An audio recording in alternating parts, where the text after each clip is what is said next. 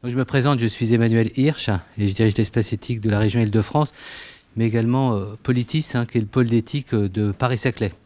Ça fait déjà plusieurs mois qu'on s'est investi, alors d'autres c'est leur vie qu'ils ont investi aux algorithmes et à l'intelligence artificielle. Nous, ça fait quelques mois qu'on s'est investi dans nos missions qui sont des missions de débat. Donc certaines peut-être d'entre vous, certains ont participé à notre colloque qu'on avait organisé ici avec Gilada et puis avec Madame Froidevaux, voilà, Christine Froidevaux. J'avais juste, c'était sur le prénom, Christine Froidevaux, je ne voulais pas déformer le prénom. Donc un remarquable colloque qui a eu lieu au mois de mai. Patrice Dubos qui filme ici peut vous dire qu'il est en ligne sur le site de l'espace éthique, mais également sur le site de Politis, de la même manière que le colloque qu'on organise aujourd'hui sera mis en ligne et qu'il y aura des textes qui seront tirés, une synthèse qui sera faite des différentes interventions. Ça, c'est pour l'information générale. Notre démarche, c'est d'abord de travailler en partenariat avec celles et ceux qui sont sur le front, ceux qui pensent toutes ces questions d'éthique dans des domaines qui sont des domaines innovants. Puis on est très heureux d'avoir Claude Kirchner qui va nous faire l'ouverture de cette séance en tant que directeur du comité. Voilà, c'était mon pilote, je ne savais pas s'il allait le mettre avant ou après.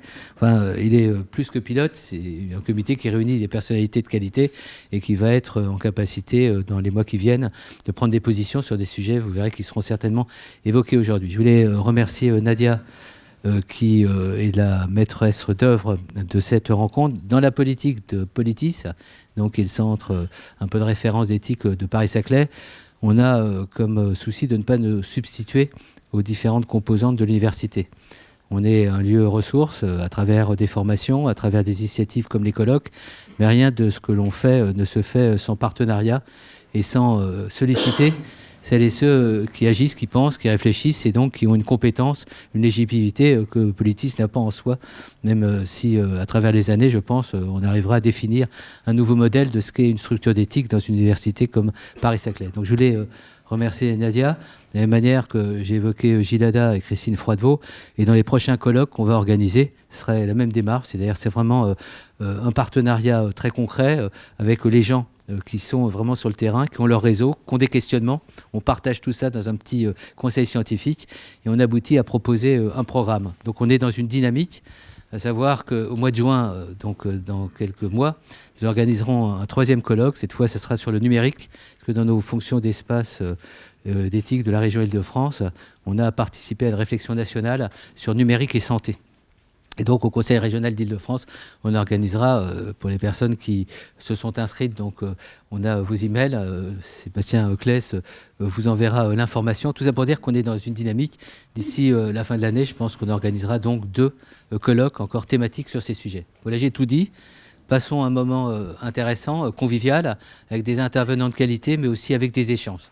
Je donne de suite la parole à Nadia en la remerciant de son investissement précieux. Merci Emmanuel, bonjour à toutes, à tous. Je suis très très contente que vous soyez si nombreux.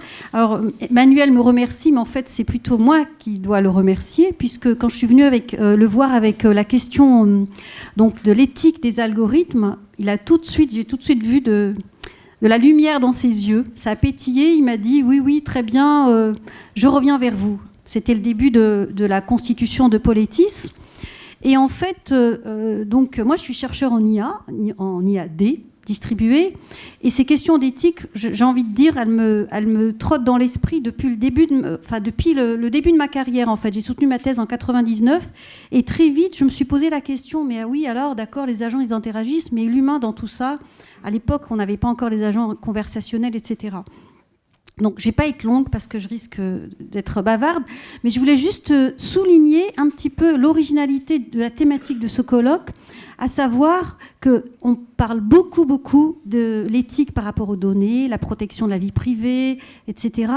Et là, aujourd'hui, ce qu'on aimerait faire ensemble, tous ensemble, grâce à toutes les personnes, toutes aussi érudites les unes que les autres qui vont intervenir, c'est regarder comment est-ce que ces questions éthiques, les impacts sociétaux, humains, l'aspect juridique peut influencer ou peut interroger l'informaticien et l'informaticienne que nous sommes, le chercheur ou l'ingénieur.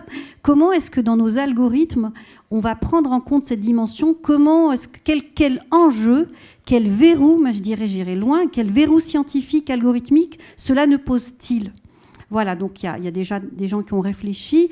Donc on partira ce matin depuis on va dire, crescendo, jusqu'à la clôture où, j'espère, on aura répondu à un certain nombre de questions. Voilà, je ne vais pas être plus longue. Emmanuel, merci. Je te renouvelle mes remerciements d'avoir accueilli cette thématique et d'avoir fait cet énorme travail pour que ça puisse être possible. Et sans transition, je donne la parole à